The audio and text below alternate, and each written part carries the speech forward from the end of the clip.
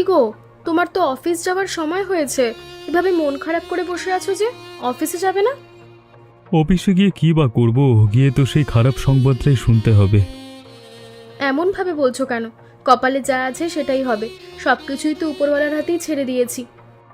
তবুও তো মন খারাপ হয়, জানি না আজকে কি হয়। তবুও গিয়ে দেখি একবার।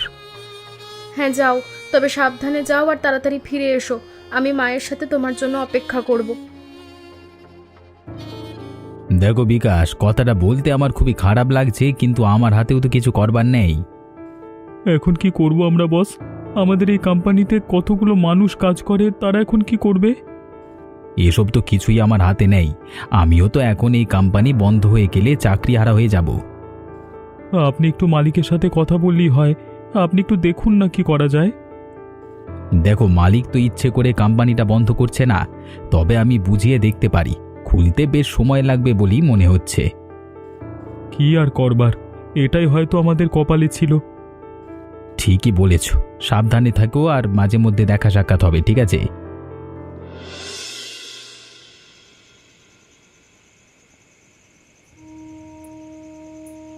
আপনার ছেলে তো এসে গেছে মা, কিন্তু যেটার ভয় পেয়েছিলাম মনে হচ্ছে সেটাই হয়েছে।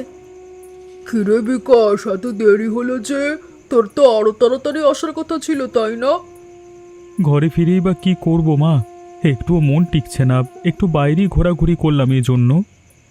কোম্পানিটা তাহলে বন্ধ হয়েই গেল, তাই না রে? কোনোভাবেই আর খোলা সম্ভব না?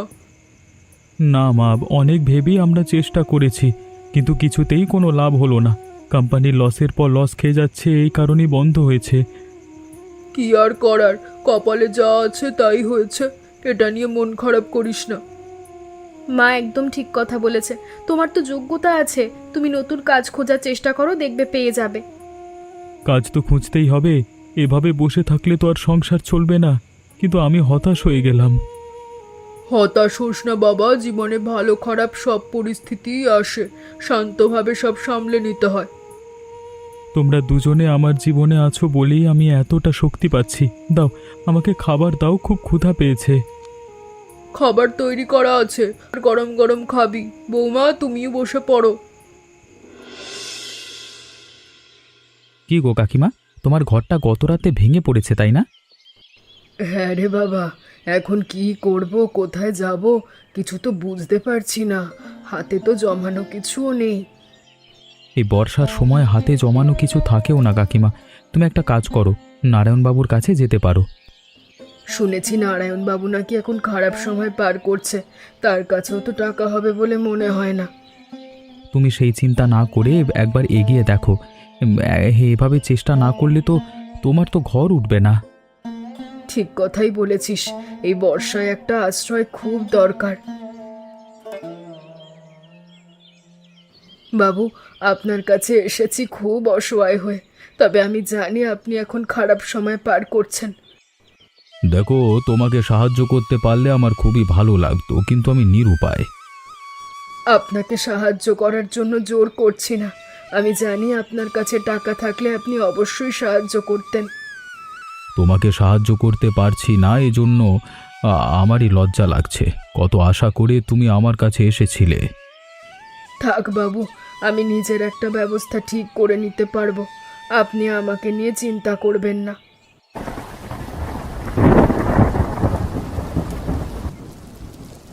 তুমি এভাবে এখানে বসে বৃষ্টিতে ভিজে মরছো, তুমি আমার ঘরে গেলেও তো পারতে। আর কত মানুষের ঘরে ঘরে থাকবো বলতো? এখন তো এভাবেই বৃষ্টিতে ভিজে থাকতে হবে। ওসব কথা বাদ দাও। নারায়ণবাবু তোমাকে সাহায্য করতে পারেনি? না রে, আসলে নারায়ণবাবু সাহায্য করার মতো অবস্থাতেই নেই। তার পারিবারিক সমস্যা চলছে।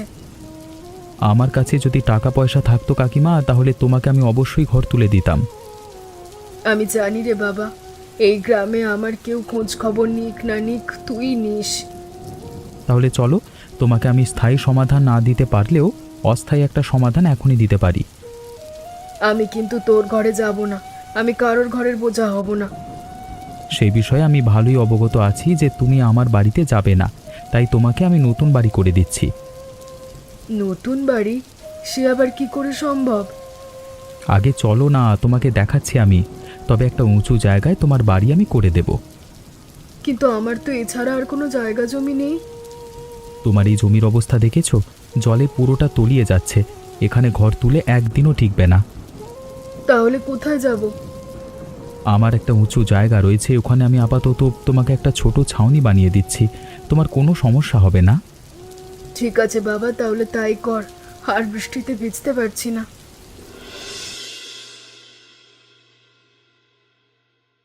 আমি পারলাম না গো। 15টা দিন ধরে এদিক ওদিক কত চেষ্টা করেছি, তবু আমি ব্যর্থ। এত হাল ছেড়ে দিও না। 15 দিন না হলে 1 মাসে তো হবে। কিন্তু হাতে একটা টাকা অবশিষ্ট নেই। ঘরে যে বাজার করব সেই টাকাও আমার হাতে নেই। আমিও বুঝতে পারছি, এদিকে কত জায়গায় ধার দেনা করতে করতে ঋণী হয়ে গেছি। তাহলে এখন আমি কি করব? আমাকে কি করতে বলছো বলো? আমি বলি কি, কিছুদিনের জন্য আমরা গ্রামে গিয়ে ঘুরে আসি, তাহলে আমাদের খরচটা বাঁচবে। কিন্তু গ্রামে তো যেতেও টাকা পয়সা লাগবে। সে আমি জোগাড় করে ফেলবো। তোমরা বলো তোমরা যাবে কিনা। যতদিন কাজের জোগাড় না হবে ততদিন আমরা গ্রামেই থাকবো। ঠিক আছে, এছাড়া অবশ্য আমার হাতে আর কোনো উপায় নেই।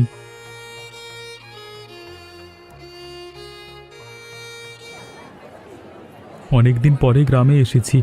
যেখানে মনে আনন্দ থাকবার কথা, সেখানে এখন শুধুই বিষণ্ণতা কাজ করছে। এখন মন থেকে সমস্ত বিষণ্ণতা ঝেড়ে ফেলো। সাময়িকভাবে হলেও আমাদের সমস্যার সমাধান তো হয়েছে। ঠিক কথাই বলেছ। এখন ওসব মনে না রাখাই ভালো। চাকরি হলে হবে, না হলে এই গ্রামেই কাজবাজ শুরু করে দেব। এই গ্রামের কাজ তুমি করতে পারবে না মনা, তাই ওসব চিন্তা বাদ দিয়ে সোজা চলো।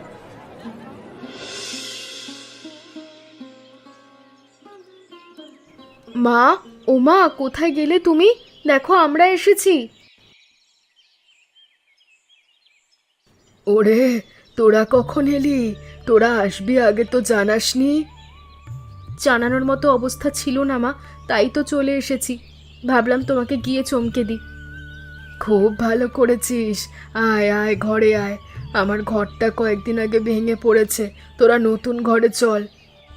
তোমার ঘর ভেঙে পড়েছে, অথচ আমাকে একবার জানালে না? কিভাবে জানাবো বল? যাই হোক, এখন তোরা ভিতরে আয়, আগে বিশ্রাম নে। বিকাশ, ওই বাড়িতে আসাটা আমাদের একদম উচিত হয়নি। আমরা এসে কবিতার মায়ের বোঝা হয়ে গেলাম। ঠিক কথাই বলেছ। এ বাড়ির এমন অবস্থা তা তো আমি জানতাম না, তাহলে আমি আসতাম না। কবিতার মা বিপদে পড়ে গেছে।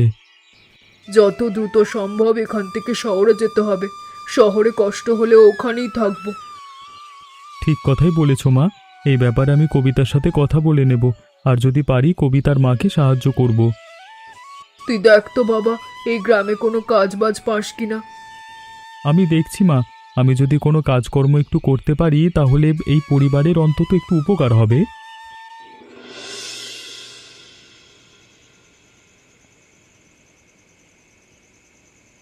জানি তোমাদের এখানে থাকতে একটু সমস্যা হবে, একটু মানিয়ে গুছিয়ে নাও বাবা। আমাদের কোনো সমস্যা হবে না মা, আমরা ঠিক সামলে নিতে পারবো। কিন্তু মা, তুমি কোথায় থাকবে? আমাদের ঘর তো ঠিক করেছো, কিন্তু তোমার থাকার জায়গা? আমাকে নিয়ে চিন্তা করিস না। ওদিকে গোপালের ঘর খালি পড়ে আছে, আমি ওখানে শুয়ে পড়ব। সে কি কথা? আমাদেরকে নিজের ঘরে থাকতে দিয়ে আপনি গোপালের ঘরে গিয়ে থাকবেন? এতে আর এমন কি, আমি তো মাঝে মধ্যেই ওদের বাড়িতে গিয়ে থাকি। গোপাল তো আমাকে যেতে বলে, আমিই যাই না। না মা, আমরা সবাই মিলে এখানেই থাকবো, এখানেই রাত কাটিয়ে দেব। আর কথা বাড়াস না তুই। দেখ জামাই বাবাজির কিছু লাগে কিনা, আমি গেলাম। গোপাল, এই গোপাল, ঘরে আছিস? আমাকে একটু থাকতে দিবি আজকের মতো?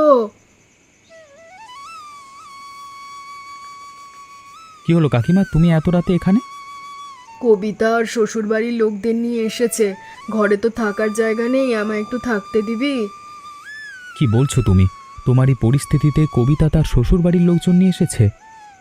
হ্যাঁ রে, আর ওরা তো জানতো না, জানলে আসতো না। আর 2 দিনেরই তো ব্যাপার, এমনিতেই কেটে যাবে। ঠিক আছে, তুমি ঘরের ভেতরে এসো। তোমাকে তো একটা কথা বলাই হলো না, আমরা এখানে খুব বিপদে পড়ে গেছি। বিপদে পড়েছিস? আমি আরো ভাবলাম তোরা বেড়াতে এসেছিস। না মা, আসলে ব্যাপারটা হয়েছে কি, বিকাশের কোম্পানিটা বন্ধ হয়ে গেছে, এখন আরও চাকরিটাও নেই। অনেক খোঁজাখুঁজি করছে কিন্তু চাকরির কোনো ব্যবস্থা হচ্ছে না। কি বলছিস তুই? এটা তো খুব খারাপ খবর। হ্যাঁ মা, শহরে যে পরিমাণ খরচ আমরা বহন করতে পারছিলাম না, তাই চলে এসেছি। ভালো করেছিস। যতদিন না ওর চাকরি হয় তোরা এখানেই থাক, মিলেমিশে থাকলে এমনিতেই দিন কেটে যাবে। বাবু, এবার অন্তত আমাকে ফিরিয়ে দেবেন না। আমি এবার আরো অনেক বড় বিপদে পড়ে এসেছি। তুমি নিঃসন্দেহে বলতে পারো আমার পারিবারিক অবস্থা এখন কিছুটা ভালো আছে। আমি একটা কাজের খোঁজে এসেছি, আপনার বাড়িতে আমাকে একটা কাজ দেবেন? সে কি কথা, তুমি এ বয়সে ঘরের কাজ করবে? এছাড়া আমার হাতে কোনো উপায় নেই। বাড়িতে মেয়ে জামাই রয়েছে, আমাকে কাজ করতেই হবে। ঠিক আছে ঠিক আছে, আমি তোমার পরিস্থিতিটা বুঝতে পারছি। তুমি কালকে থেকেই কাজে লেগে যাও। এত সকাল সকাল তৈরি হয়ে তুমি কোথায় যাচ্ছ? কোথাও কোনো গুরুত্বপূর্ণ কাজ আছে? হ্যাঁ রে মা, আমাকে শীঘ্র যেতে হবে। তুই এদিকে রান্না বান্নাটা সামলে নিতে পারবি তো? পারবো না কেন, অবশ্যই পারবো, কিন্তু তুমি কখন আসবে? আমার আসতে একটু সময় লাগবে, তবে আমি চেষ্টা করব তাড়াতাড়ি আসার। ঠিক আছে, কিন্তু কোন কাজের জন্য যাচ্ছ সেটা তো একবার বলে যাও। ও তোকে শুনতে হবে না, তুই এদিকটা সামলে নিস আর দেখিস জামাই বাবাজি আর বেয়ানের যেন কোনো সমস্যা না হয়। আরে কবিতা, অনেকদিন পর তোর সাথে দেখা হলো। কেমন আছিস তুই? আমি ভালো আছি দাদা, তোমার সাথে অনেক দিন পর দেখা হলো। কাকিমা কোথায়? কাকিমাকে দেখতে পাচ্ছি না যে। মা তো বললে একটা কাজে বেরিয়েছে, কিন্তু কি কাজে বেরিয়েছে তো বললো না। তাহলে মনে হয় নারায়ণবাবুর বাড়ির কাজেই গেছে। আমাকে গতকাল বলল সে বাড়িতে নাকি কাজ নিয়েছে। কি বলছো তুমি? মা নারায়ণ বাবুর বাড়িতে কাজ করে? ও, তুই এ বিষয়ে কিছু জানিস না? আমি ভাবলাম তুই জানিস। আমি যে তোকে জানিয়েছি এটা কাকিমাকে বলিস না, কাকিমা রাগ করবে। ঠিক আছে দাদা, আমি বলবো না।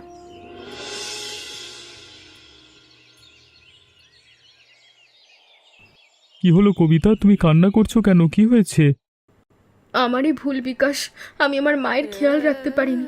শহরে যাওয়ার পর মায়ের খোঁজ খবর পর্যন্ত নিইনি। কিন্তু কি হয়েছে সেটা তো বলো। তোমাকে আমি কি বা বলবো? মা আমাদের জন্য কত কষ্ট করছে, আমাদের জন্য সে নারায়ণবাবুর বাড়িতে এই বয়সে কাজ নিয়েছে। কি বলছো তুমি? আমি আগেই বলেছিলাম এ বাড়িতে আসাটা উচিত হয়নি, মা বিপদে পড়ে গেল। আমি আর এখন কি করব বলো তো? মায়ের এই কষ্ট যে আমি আর দেখতে পারছি না। মা আমাদের জন্য এত কিছু করছে, অথচ আমরা মায়ের জন্য কিচ্ছু করতে পারিনি। তুমি চিন্তা করো না, আমি এই গ্রামে কোনো একটা কিছু করে নেব। মাকে কাজ করতে দেব না, আর এই ঘরটাও বড় করে তৈরি করব। কিন্তু তুমি কি বা করতে পারবে বলো? আমার আর কোনো কিছুই ভালো লাগছে না। আমি তো এখন মায়ের দিকে তাকাতেও পারবো না। একটু ধৈর্য ধরো, আমাকে কিছুটা সময় দাও, আমি ঠিক কিছু একটা করতে পারবো। কিন্তু তুমি আমাকে বলো, যদি আমাদের ভালো সময় আসে তাহলে এবার ভালোভাবে মায়ের খেয়াল রাখবো। আমি তোমাকে কথা দিচ্ছি, আমাদের ভালো সময় এলে মাকে আর কষ্ট করতে দেব না। তোমার মা মানে আমারও মা। তারপর দাদা, আপনাকে যে কারণে আমি ডেকে পাঠিয়েছি। হ্যাঁ বলো, তুমি কি কারণে আমাকে ডেকে পাঠালে? আপনাদের এই গ্রামে কোনো কাজ পাওয়া যাবে যেটা আমি করতে পারবো? এই গ্রামে কি ধরনের কাজ পাওয়া যাবে তা তো তুমি জানো, কিন্তু সেই কাজগুলো তুমি করতে পারবে কিনা তা তো আমি জানি না। আমার একটা কাজ হলেই হলো, আমি কাজ করতে পারবো, কোনো সমস্যা নেই। কাজ আমার কাছে এখন এই মুহূর্তে একটা আছে, কিন্তু তোমাকে বলতেও লজ্জা লাগছে। দাদা, পৃথিবীতে কোনো কাজই ছোট নয়, আপনি আমাকে বিনা দ্বিধায় বলতে পারেন। এই গ্রামে ইটের ভাটার কাজ চলছে, সেখানেই অনেকে কাজ করে, আমিও কাজ করি। প্রতিদিনের টাকা প্রতিদিন দিয়ে দেয়। আমার তো এমনই একটা কাজ দরকার, আপনি এখনই আমাকে সেখানে নিয়ে চলুন। এই হলো সেই ইটের ভাটা, তুমি যতদিন খুশি কাজ করতে পারবে। আমি যদি চাই তাহলে এই কাজ আবার ছেড়ে দিতে পারবো না? অবশ্যই পারবে, এখানে তো দিনমজুরের কাজ হয়, প্রতিদিনের টাকা তোমাকে প্রতিদিন দিয়ে দেবে। তাহলে কালকে থেকে আমি আপনার সাথে কাজে নামবো, আপনি আমাকে একটু সবকিছু শিখিয়ে দেবেন। তাতে কোনো সমস্যা নেই, ইটভাটার কাজ খুবই সহজ, তুমি অল্প কদিনেই শিখে যাবে। চলুন তাহলে এখন বাড়ির দিকে যাওয়া যাক। আপনাকে অসংখ্য ধন্যবাদ আমাকে একটা কাজের ব্যবস্থা করে দেওয়ার জন্য। এ আমি কি দেখছি? তোমরা টাকা পয়সা কোথায় পেলে? আমার জন্য নতুন ঘর বাড়াতে তোমাদের কে বলেছে? আপনি একাই শুধু কাজ করতে পারেন, আমরা কাজ করতে পারি না নাকি? তার মানে তুমি এখানে এসে কাজ করেই টাকা জমিয়েছো? একটু কষ্ট তো করতেই হবে, না হলে কি আমরা শান্তিতে থাকতে পারবো? হ্যাঁ, আমি তো নিজেই নতুন ঘর তৈরি করতে পারতাম। আমি তো আপনার জন্য কিছুই করিনি, আমি তো করেছি আমার মায়ের জন্য। কবিতার মা আর আমার মা কি আলাদা? এবার খুশি হও মা, তোমাকে আমরা একটু হলেও শান্তি দিতে পেরেছি। তোমাকে আর কাজ করতে হবে না। কি যে বলিস তোরা! কাজ না করলে খাবো কি? আমার ছেলে কাজ করছে সেটা ঠিক আছে, আমিও কাজ করি, তাতে ক্ষতি কোথায়? আপনাকে আর কাজ করতে দেব না। আমার চাকরিটা হয়ে গেলে আপনার খোঁজ খবর আমরা ভালোভাবে রাখবো। তোমরা যে এতটুকু আমার জন্য চিন্তা করেছো, এতে আমি অনেক খুশি। কিচ্ছু চাই না বাবা আর। চাইতে হবে কেন? আমরা আপনার সন্তান, আপনি চাওয়ার আগেই সব কিছু ব্যবস্থা করে দেব আমরা। এই বৃষ্টি কাদার মধ্যে তুমি যে তোমার শাশুড়ির জন্য নতুন বাড়ি তৈরি করে দিয়েছো, এটা তো অনেক কিছু। এটা আমাদের অনেক আগেই করার কথা ছিল, যেটা করতে পারিনি, তাই এবার করে দিলাম। সামনে আরো অনেক কিছু করব। এখন এখানে দাঁড়িয়ে দাঁড়িয়ে কথা বলবে নাকি ভেতরে যাবে? নতুন ঘরের ভেতরে যেতে হবে তো। হ্যালো, কে বলছেন? বিকাশ, আমি বস বলছি তোমার। আমাদের কোম্পানি আবার খুলে দিয়েছে, দুদিনের মধ্যেই জয়েন করতে পারবে। কি বলছেন? সত্যি কথা? আমি খুশি হলাম বস। দুদিন পরেই আমাদের দেখা হবে। ঠিক আছে, দুদিন পরেই দেখা হচ্ছে তাহলে। হ্যাঁ, মা, কবিতা, তোমরা কোথায়? আরে তাড়াতাড়ি এদিকে এসো, খুশির খবর আছে।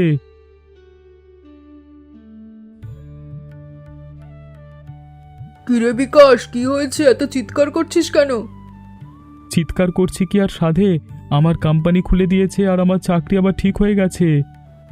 কি বলছিস তুই? সত্যি কথা বলছিস নাকি বাবা? দেখ, মজা করিস না। আমি সত্যি কথা বলছি মা, মাত্রই বস আমাকে ফোন দিয়ে কথাটা জানিয়েছে। তাহলে তো ভালোই হলো। দেখলে আমি বলেছিলাম না, খারাপ সময় বেশি দিন থাকে না।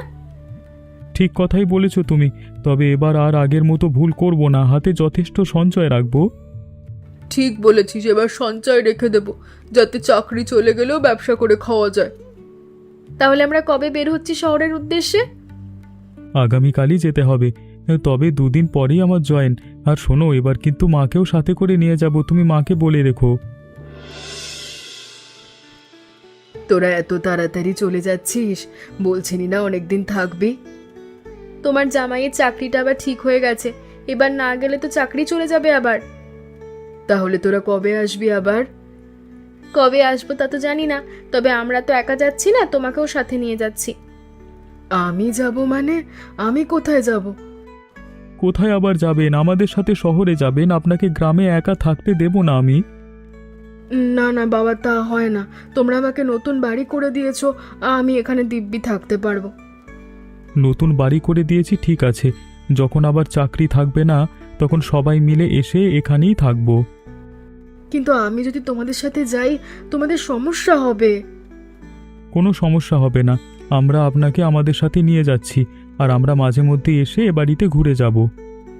তুমি আর না করো না তোমা, তুমি আমাদের সাথে চলো, বাকি জীবনটা একটু আরামে কাটাবে। ঠিক আছে, তাহলে আমিও তোদের সাথে যাচ্ছি। অবশেষে শাশুড়ির নতুন বাড়ি থেকে বিদায় নিলাম। আবার কখন আসবো শাশুড়ির এই নতুন বাড়ি থেকে জানে।